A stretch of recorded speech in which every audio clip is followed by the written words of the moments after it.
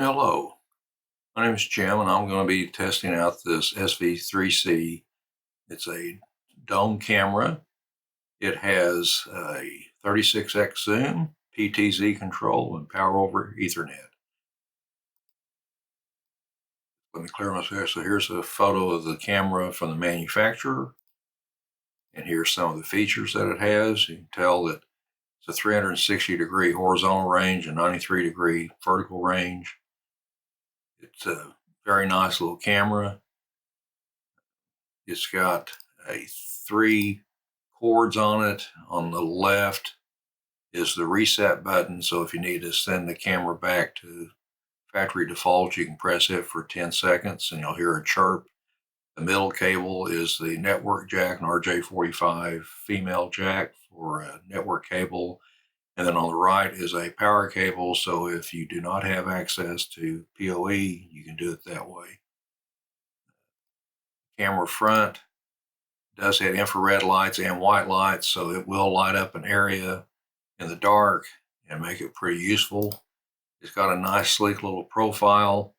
It's got a really heavy duty mount bracket, and of course you can see that now. On the back of the camera, you see this little door back here, and what's significant about that is you open up that door, you can put in a micro SD card up to 128 gigabit, and that way you can store photos. You can have the camera take photos like every 60 seconds minimum. I've got it set up every 5 minutes, but you can take a photograph of it.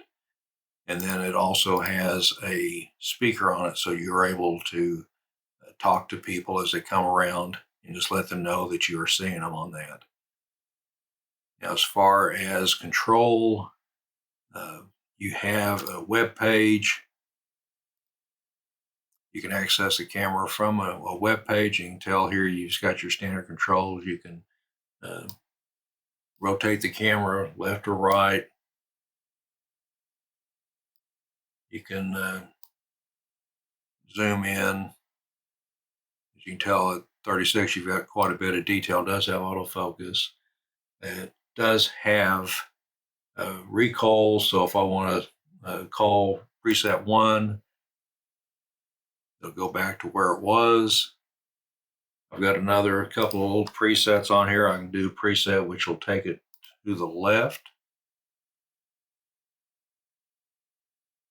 And just do a setting there. I can, if I want to zoom in, I've got another little preset for zoom in there.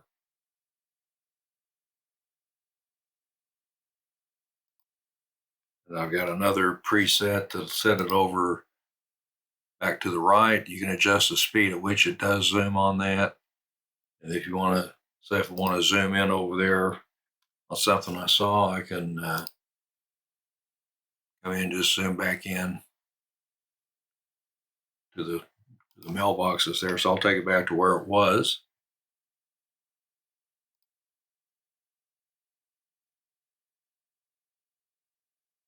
Also on this web page, you've got a settings tab that you can come into. You can tell you've got your video settings. You can use H.264. You can also go 265. If you go 265, you won't be able to see an image preview. This page that I brought up, this image is not available if it's using H.265. You can still use it if you want to on the web viewer. Audio available, which I've disabled, but you do have an audio capability on it. Network settings, I've got this set up as a dynamic IP address, so if I want to, right now I've got my home, but if I want to take it to work or to another area, once I plug it on that network, it'll automatically recall the local IP address. I'll have to go in there and do a lot of networking on that.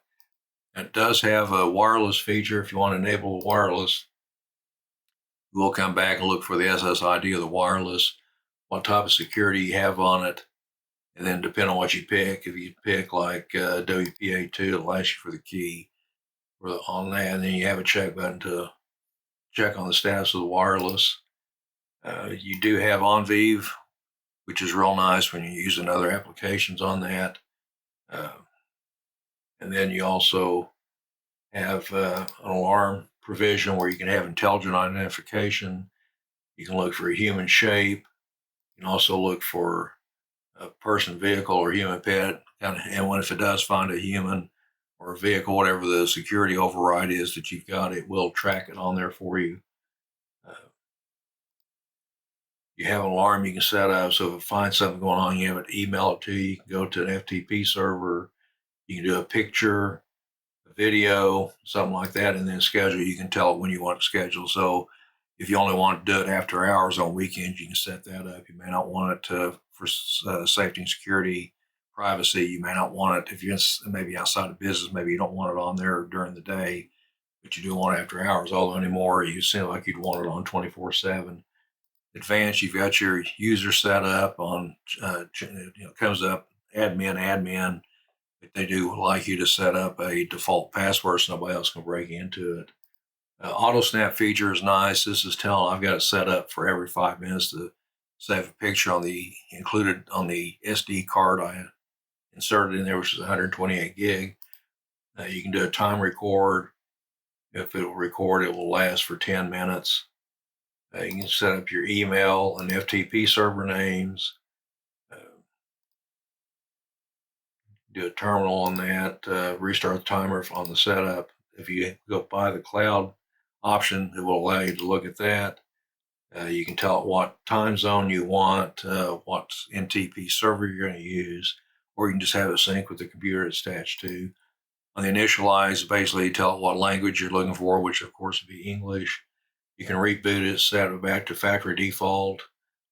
You can back up your data, and then you can restore. And then if SV3C puts out a new firmware update, you can select it and do an upgrade to the system on that. Device information is real nice. It tells you all about the camera, the networking, down at the SD status, and there at the next to the bottom. You can browse the SD card. Let me put in the password for that, which is nice. Just not anybody can go around looking at it. And then you have over here, you have like today is 0605. So you can record that on the record directory and then look at whatever recordings have taken a pair of that day. And then you do have a system log, which kind of tell you what's going on. Let me go back to the monitor.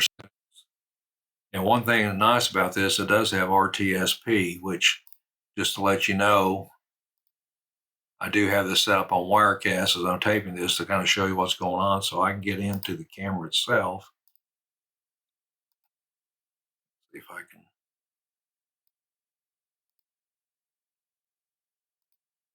Clear this, and there's the actual camera now. So if I go in there, I can pan the camera. So this is a live view of the camera as we're talking. Just pan it over. I've got it set up by a window right now until I decide where I'll mount. So there's a house kind of on a little bit from me, so I can, from here I can zoom in. And it'll autofocus there. Now it may try to focus on the leaf, so let me move it over a little bit. There you can kind of see how sharp the brick detail is there. And I'll go ahead and do back to the preset that I had on there. So it is kind of nice that you could use Wirecast to use something like this if need be. And then the other thing is, let me take this back, some of the features. I'll take that back to that page.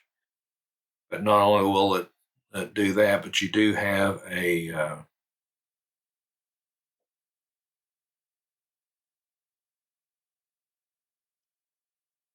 local app that you can get. Now I'm using an iPhone, so that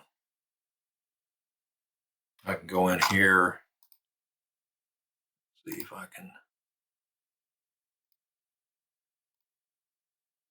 bring up my iPhone, and then bring up the Cam High Pro app.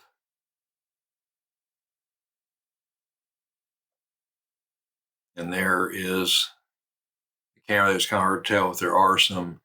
There we go. There are some controls here. So you've got the microphone, speaker, and then you can hit if you want to go full screen on that, you can do that, which the camera did that for me, automatically bring it back up. So you can control the camera through a web page, through this app, or you can hook it up to a network video recorder and work on that.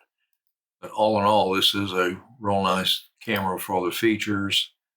SV3C. Most time you can get it from Amazon. I've got their web page. It's right here. So there's the actual camera right there. They're advertising that I'm talking about. At the time of this recording, it's actually on sale. I think at Amazon, I believe it's $269 with a $20 discount right now. They've got it at the store. They've got it for just under $225. So for the quality of the image, it is 4K. As you can tell, it's a very nice surveillance camera to have. And, you could even use it indoors. So if you wanted to track down even like a large building or a hallway, you could zoom in on that. But all in all, it's a very nice camera to have and use. It really makes it nice because it's a real nice feature. So hopefully everything I've talked about this camera will be helpful to you. And if not, I'm sorry. But hopefully you'll be able to enjoy something like this for a surveillance camera if you need to. Yeah, thank you all for tuning in. Thank you.